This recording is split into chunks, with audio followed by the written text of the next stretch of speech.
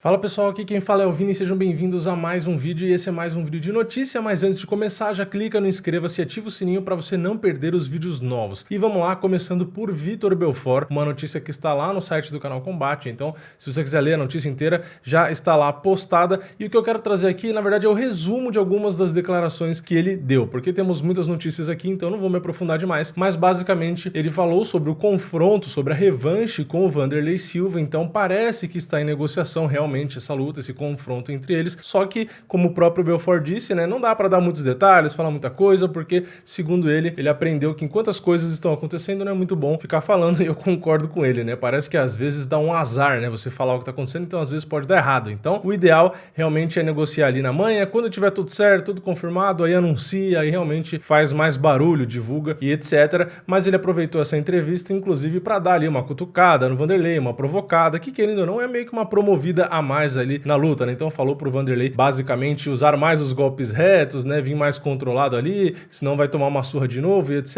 Enfim, aquelas provocações que eu já trouxe em outros vídeos aqui, inclusive provocações que eles fizeram no Instagram ali, Instagram, Twitter, enfim, eles se provocam o tempo inteiro, né? E fora isso, fora essa luta com o Wanderlei, que pode ser que saia, ele acabou ali também em uma declaração falando sobre possíveis confrontos com outros nomes, como por exemplo o Anderson Silva, né? Que seria também uma luta bem interessante, o próprio Fedor Emelianenko. Então assim, ele quis ali meio que dizer nas declarações dele, né, que seria mais interessante se os lutadores pudessem se enfrentar, independente de, esse tá no UFC, esse tá no Bellator, esse não sei o quê, que é uma coisa que realmente acaba dificultando um pouco a gente assistir grandes lutas, porque são empresas distintas, eventos distintos, e os caras não podem se enfrentar, né, diferente do boxe, que às vezes tem ali uma mistura e etc. Nem sempre também tem do jeito que a gente quer, mas na medida do possível, né, é mais fácil acontecerem esses tipos de confrontos, já que no boxe tem cara que é campeão de 2, 3, 4 organizações e aí luta contra o cara e tal, então é muito mais fácil disso acontecer. Já no UFC a gente sabe, por exemplo, né, eu falo do UFC porque é o maior evento do mundo, né, mas é muito difícil a gente ver um confronto de um lutador do UFC contra um cara do Bellator, por exemplo, né, e tem as exceções, né, o Bellator vai lá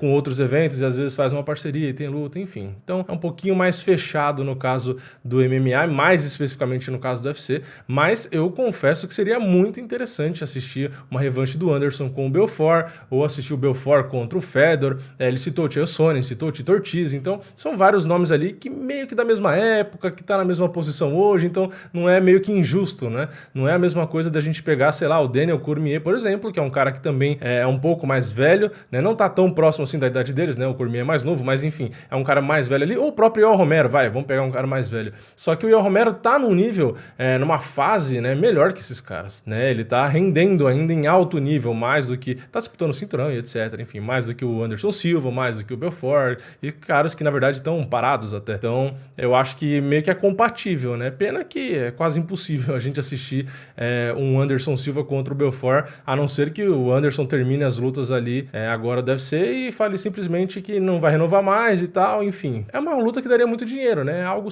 a se pensar aí. Eu gostaria de ver o Belfort com o Wanderlei, o Belfort com o Anderson, acho que o Belfort com todo mundo que ele falou ali, eu teria interesse em assistir, mesmo com a questão da idade, sabendo que pode não render a mesma coisa, enfim, são sonhos, né? Sonhos que a gente tem aí de fã. Mas vamos ver, né? Parece que a luta que deve sair, pelo menos que tá em negociação ali, é realmente contra o Wanderlei, que, como eu disse, eu acho interessante. Mas vamos para a próxima notícia, como eu disse, tem muitas, então não dá para ficar falando demais em uma notícia só. A próxima notícia é sobre Tony Ferguson, atleta aí que foi derrotado na última luta dele, né, contra o Justin Gaethje, vale o cinturão interino peso leve, etc. Então ele acabou perdendo do Justin Gaethje, mas deu uma entrevista ali, falou que passou um tempo descansando, um tempo com a família e etc, com os filhos, bababá. E agora a ideia dele, claro, é voltar à atividade e ele disse aí que está aberto para enfrentar o Dustin Poirier ou mesmo Conor McGregor, caso o McGregor, né, decida voltar à atividade aí. E a ideia, né, seria com um duelo contra o Poirier ou contra o McGregor, né, conseguir ali o direito de disputar o cinturão linear contra o vencedor de Khabib e Justin Gaethje, que deve acontecer ali em outubro, né? Então, o Ferguson tá correto na minha visão, né? São os nomes ali que ele teria. Tudo bem, o McGregor é um nome aposentado, então é mais difícil ali ali de acontecer,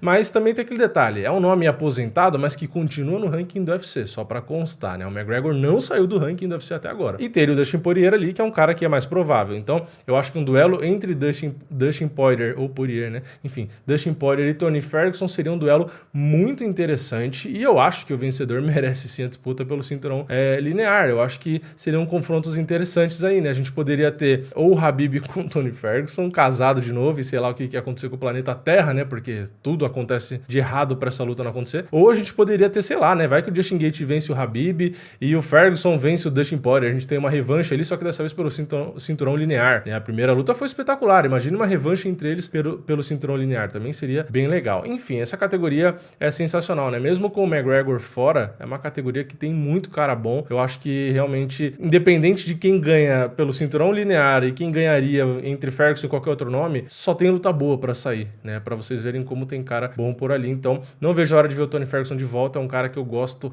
bastante de assistir. É um cara lutando, é sensacional, né? Um cara realmente muito bom no que faz. E vamos para a próxima notícia, que é sobre Darren Till, que enfrentou Robert Whittaker na última edição do UFC e ele acabou sofrendo uma lesão em um dos ligamentos ali, né? Então, ele sofreu essa lesão, segundo a notícia que tá lá no site MMA Fighting, durante o segundo round da luta. Então, a luta durou 5 rounds, né? Caso alguém não tenha assistido aí, mas a luta foi até o final. Ele perdeu na decisão pro ex-campeão dessa categoria peso médio, Robert Whittaker, e sofreu essa lesão. Inclusive, teve ali algumas palavras que ele tinha dito ali em algumas entrevistas sobre o pisão no joelho, que o Whittaker usa, né? E etc. Outros atletas também usam. O próprio Darren Till já usou, né? Que, devia ser banido do MMA por conta das lesões que podem acontecer e tal. Enfim, aconteceu com ele. O surpreendente nessa história, na verdade, não é ele ter lesionado, porque realmente esses pisões podem causar essa lesão, todo mundo sabe disso. O surpreendente é ele ter aguentado, né? Porque ele sofreu essa lesão no segundo round e ele lutou até o 5º round. Então o cara suportou ali tudo que envolve a lesão. Não é só falar, a dor. É a dor, é o psicológico, é a estabilidade ali que ele pode perder no joelho, etc. Então ele realmente foi um cara muito guerreiro, lutou até o final, não desistiu, assim como o Marreta, que também teve problema e etc. Inclusive, acho que o Marreta foi nas 2 pernas, né? Então, é aquela coisa, né? Ele tentou, merece aí todo o suporte por isso, pelo coração que ele teve, pela garra que ele teve, só que infelizmente é uma lesão perigosa, né? Uma lesão que, pelo que diz a notícia, deve manter o Darren Till fora por 6 meses, então realmente precisa de muito tempo de recuperação, né? Eu espero que ele se recupere logo, e aqui fica, né, o meu elogio ao coração realmente do Darren Till de ter suportado. Inclusive, na notícia diz que o próprio médico se surpreendeu, né, de como ele conseguiu ainda lutar 3 rounds, né? Porque não é nem um pouco fácil. Mas enfim, acontece infelizmente. Mas vamos para a próxima notícia agora, que é sobre Mike Tyson e Roy Jones Jr. É uma notícia bem rápida, né? A luta que foi casada aí, uma luta de apresentação, de boxe, já tinha falado aqui em outros, acho que 2 ou 3 vídeos até. E essa luta vai acontecer no dia 12 de setembro, e essa notícia que saiu agora é sobre o preço aí do pay-per-view, né? Que é como o pessoal lá de fora vai assistir essa luta, e o preço é de $49,99, segundo o site MMA Fighting, que faz ali a ligação que esse dado, né, do preço seria do The Athletic. Então, é realmente um valor alto, né? E infelizmente, né, isso é uma questão, só uma curiosidade, né, pra gente saber de lá de fora, mas aqui no Brasil ainda eu não tenho nenhuma informação, eu não sei se alguém vai fazer a transmissão, não sei se o Combate faria, como fez do McGregor com Floyd, ou não sei se qualquer outra empresa aí do Brasil que vai ter esse direito, enfim, eu não sei aqui em território brasileiro como vai funcionar. Espero saber em breve, porque é óbvio que eu vou assistir essa luta, né? Tudo bem, $49,99, né? Vamos supor se fizesse a conversão aqui, custasse R$250 pra gente assistir o evento, é dinheiro pra caramba. Mas, enfim, eu faço questão de assistir. Eu acho que a maioria do público não assistiria se fosse esse preço. É óbvio que não vai ser, né? Mas, enfim, só tô fazendo um comentário aqui. E outra coisa também que eu queria trazer, aliás, pode ser que nem seja transmitido pra cá, aí fica mais difícil ainda, né? Mas, enfim, uma outra questão que eu queria destacar, a curiosidade aqui,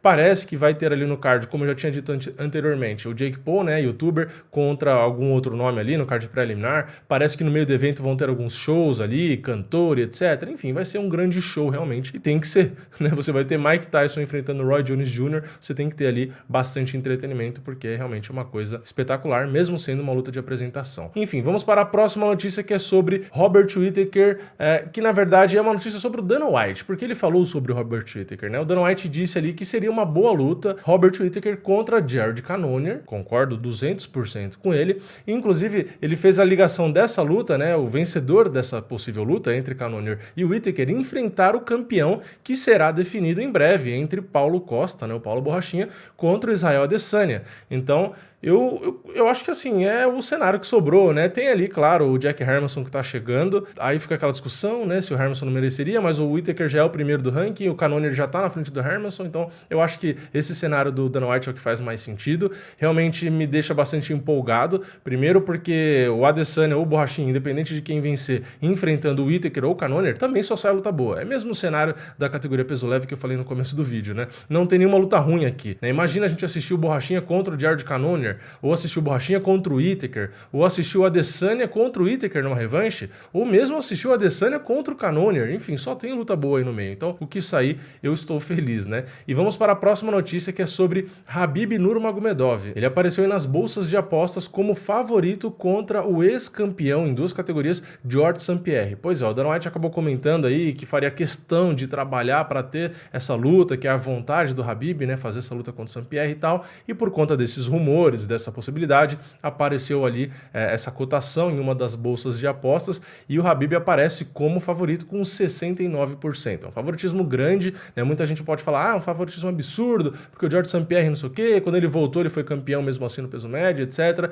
Enfim, é compreensível, né? Às vezes esse susto que causa quase 70% de favoritismo para o Khabib, mas é aquela questão, o Khabib continua em atividade. Então, mesmo que o St. Pierre volte e volte bem, é diferente, o cara não está em atividade. E o Khabib tem um pequeno detalhe, é um cara que está invicto, um cara que mal perde round, então ele é um cara que realmente é favorito, né? Não tem como negar que ele é favorito. A questão de ser 70% muito ou pouco, aí beleza, aí é discutível, aí tem um monte de detalhe, é subjetivo e tal, mas o Khabib é óbvio que vai ser favorito contra o George St. Pierre, né? Ele está em atividade, é um dos maiores campeões que a gente tem, um dos caras mais dominantes da história, então é normal, é completamente compreensível que ele seja favorito, e na minha opinião, 70%, na verdade 69%, que é o que estava ali, é razoável, eu não acho que é um exagero não, mas enfim, isso aí eu posso também, se casarem a luta, fazer um vídeo falando e entrando no detalhe, né? Mas enfim, essas foram todas as notícias para hoje. Comenta aqui embaixo o que você quiser sobre qualquer uma das notícias. Não esquece de deixar o seu like nesse vídeo se você gostou, porque eu preciso saber. Então deixa o seu like se você gostou, deixa o dislike se você não gostou, se inscreve, ativa o sininho